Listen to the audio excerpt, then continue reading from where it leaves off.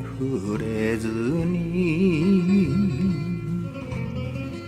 小雨に打たれ咲いて悲しい薄紅の花ごめんよ幸せ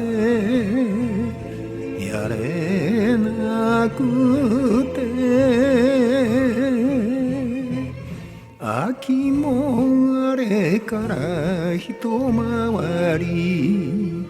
なでしこの花なでしこの花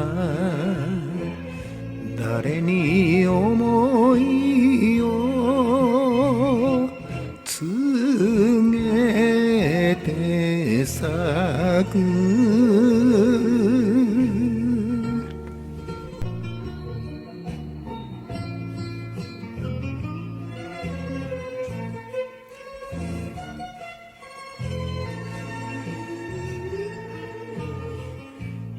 いつも寂しい目をして笑う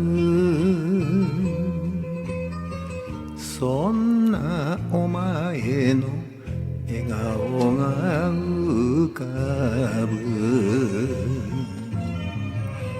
会うのが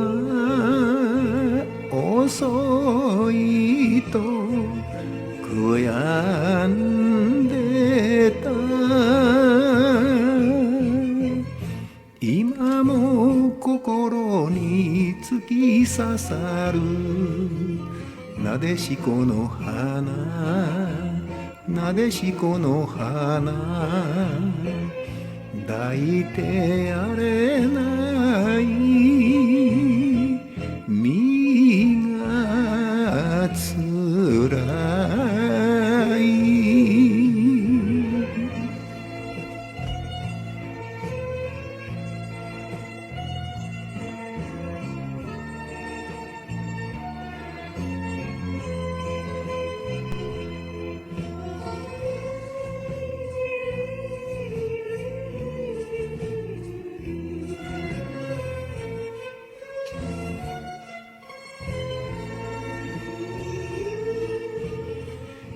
逃げた幸